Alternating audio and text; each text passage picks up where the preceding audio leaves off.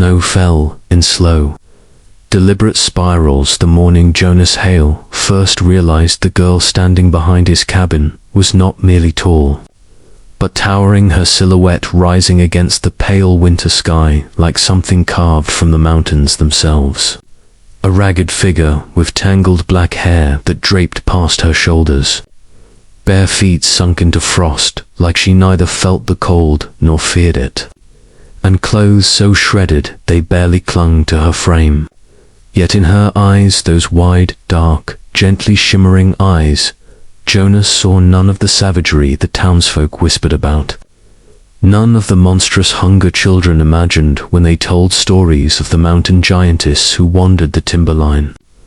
Instead, he saw a trembling soul who had been left in the wilderness too long, a frightened child trapped in the body of a woman who had never been taught how to belong, how to speak, how to trust, and Jonas, who had spent 20 years sewing hymns, patching coats, and mending the torn fabric of frontier life, felt something unravel inside him as she reached a hesitant hand toward the cabin door, the wood creaking under her touch, as if unsure whether to accept or reject her presence.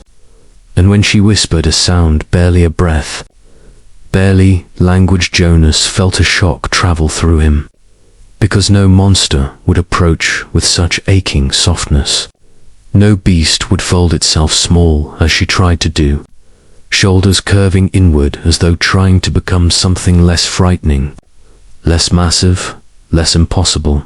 And in that moment Jonas realized she had been hiding from more than the cold.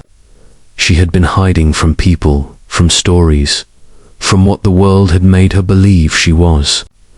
He guided her inside with a slow gesture, careful not to startle her, lighting the lanterns so its warm glow spread across the small cabin, casting shadows that danced along the log walls and softened the sharp lines of her enormous frame. And she lowered herself onto the floorboards, knees drawn up awkwardly because the chair was far too small, watching him with the alertness of a wild creature caught between fight and surrender. Jonas warmed a bowl of stew, placing it before her with both hands raised to show peace, and she sniffed it cautiously, then ate in slow, reverent bites, as if each taste was a memory of a world she thought she had lost. And when she finally spoke the word, Lysa, Jonas realized it was not just her name she had given him, but a fragile trust, heavier than any burden he had carried before. Nights passed with her sleeping by the hearth, curled beneath a blanket he had stitched from scraps, whispering to the flames in a language Jonas did not know. And the more he watched her, the more he sensed a rhythm in her movements, a ritual, a memory, something ancient and half buried on till one dawn, when the mountains glowed pink and gold through the frost-crusted window. She touched the pendant around her neck, a carved tribal symbol worn smooth by years of clinging, and murmured, "They look for me," her voice shaking like a child's.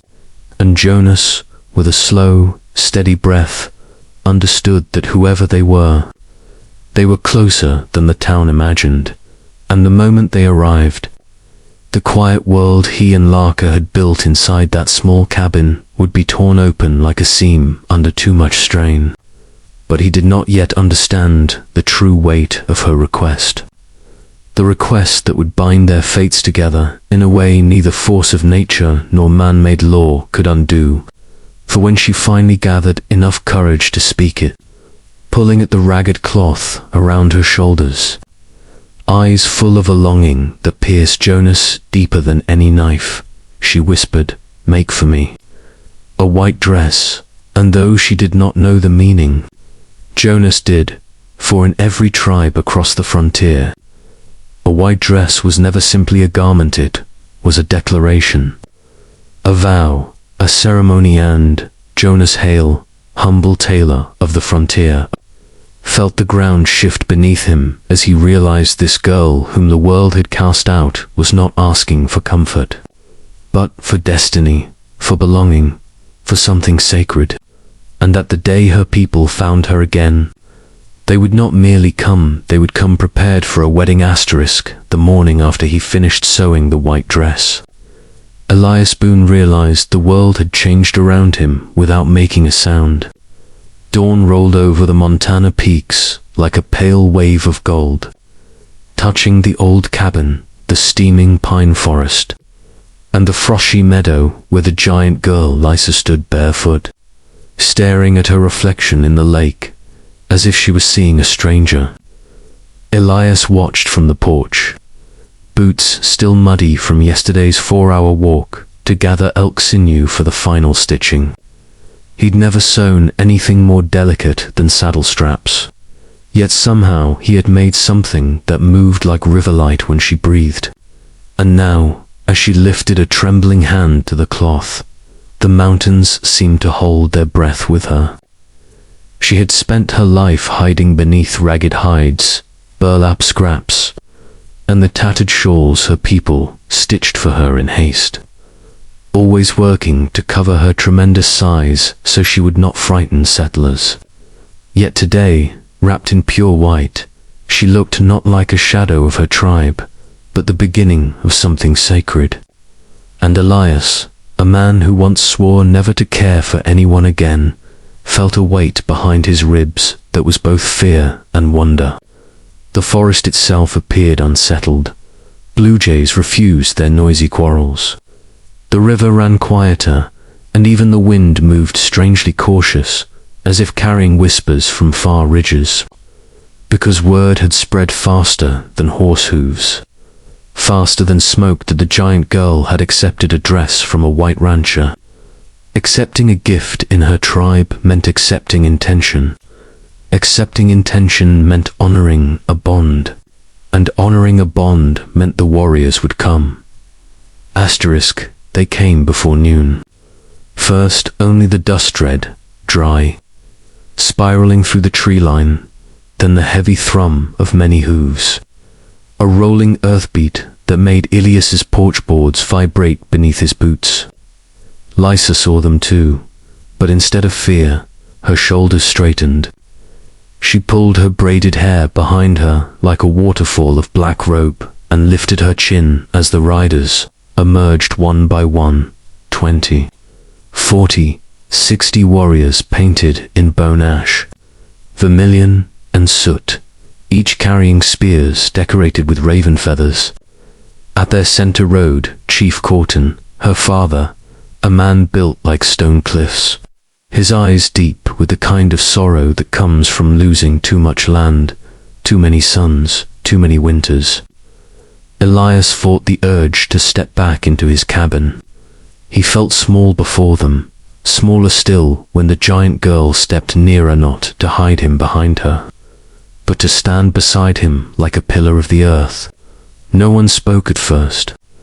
The warriors dismounted in near-perfect silence, the only sound the dry rattle of saddle beads and the far hum of the river.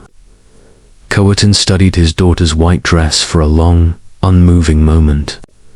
He had not expected to see her adorned, not in the way women of the old stories were, women chosen for sacred unions, women protected by entire clans.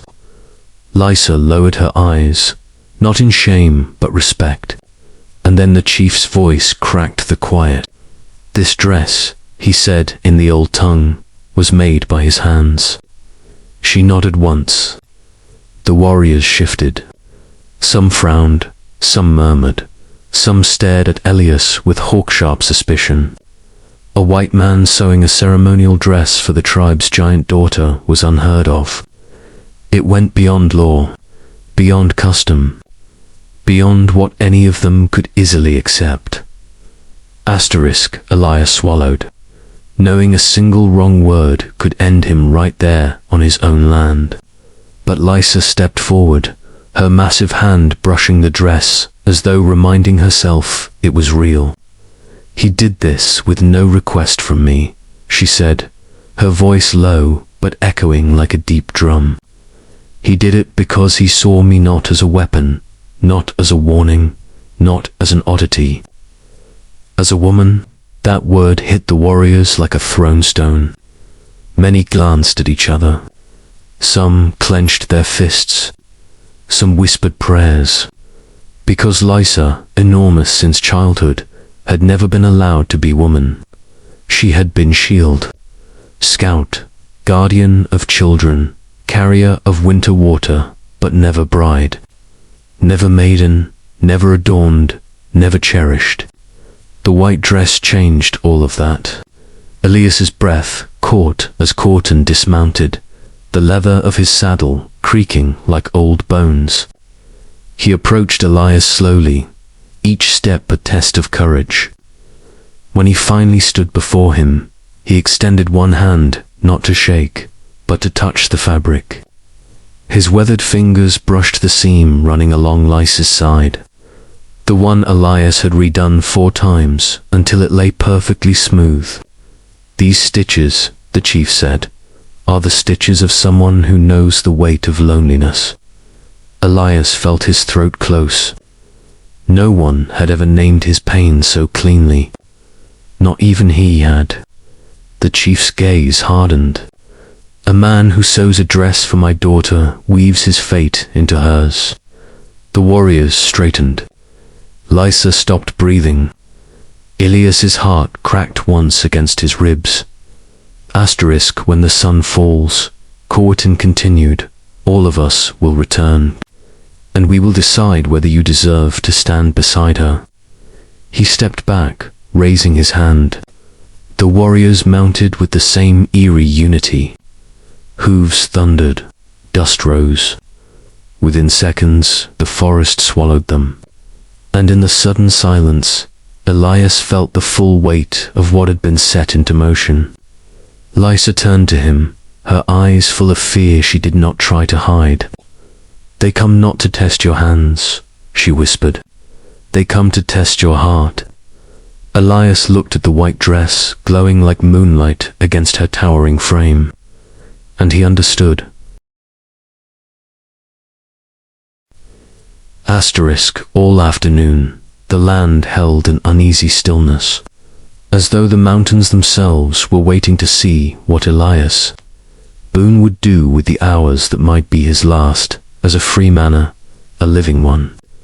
He tried working the corral fence to keep his hands steady, but the hammer felt heavier each time he lifted it, as if the nails were tiny verdicts being driven into the wood. Every sound felt sharpened, the rasp of his breath, the distant croak of a raven perched on the ridge, even the soft creaking of the newly sewn dress when Lysa moved behind him. She stayed near the cabin door, watching him with a restlessness that did not belong to someone her size. It belonged to someone afraid of breaking something fragile simply by being near it. The white dress did not make her smaller, but somehow it made her softer, vulnerable, exposed, and terribly human. Elias stole glances at her when he could, noticing things he had never dared to before, the way the sun gilded the edges of her braids, how her enormous shadow stretched twice as long as his across the dirt, how she kept touching the seam along her collar as though it were a secret talisman. She had defended travelers from winter storms, carried wounded warriors for miles, even fought cougar and raiding parties. But today she was just a woman waiting to see if the man who had sewn her a dress would survive the consequences of it. Sometimes she stepped forward as if she wanted to stand closer to him, then hesitated, retreating again to the doorway like a wild creature torn between instinct and hope. Several times she opened her mouth to speak, only to close it again, trapped between not wanting to frighten him and not wanting to abandon him. Elias felt the distance between them stretch and tighten like a rope. Asterisk by mid. Clouds crawled low over the western ridge, casting long shadows that made the valley look like a painted bowl darkening at the edges.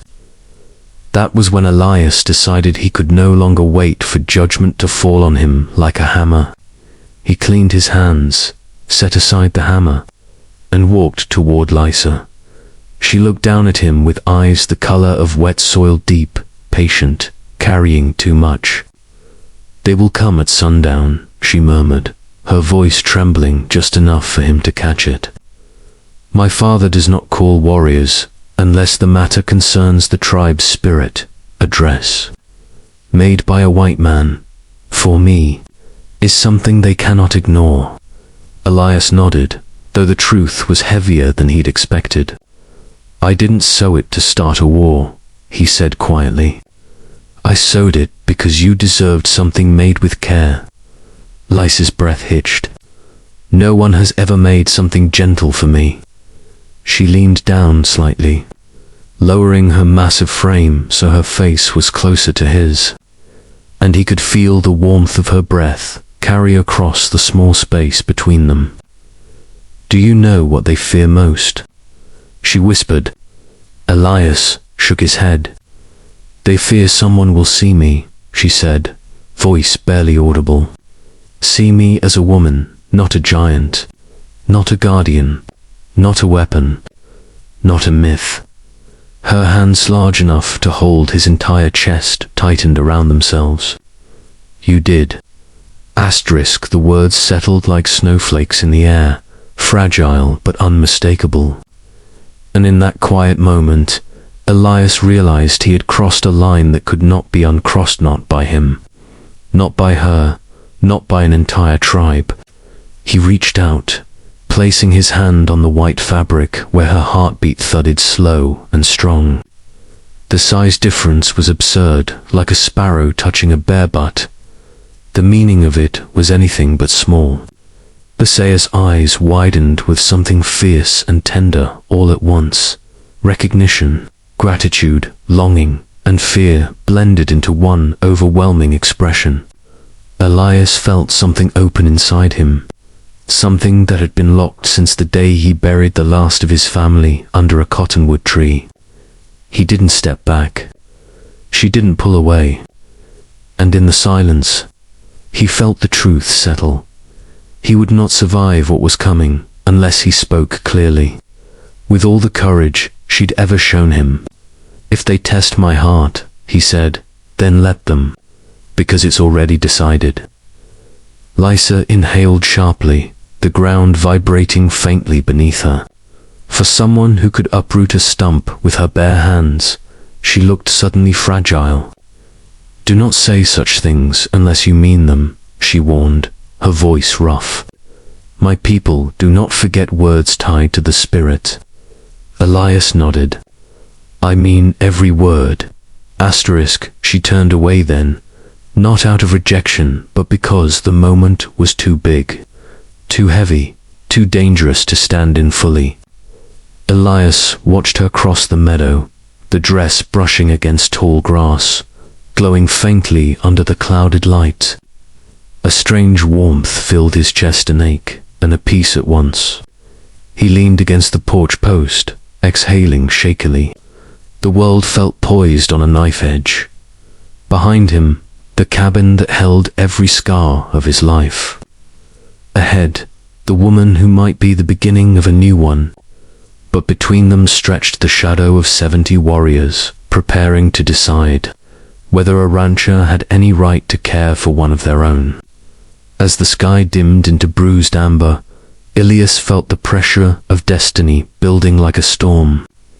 He had mended broken fences, stitched torn saddles, healed dying horses, but he had never once tried to mend a life as enormous as hers.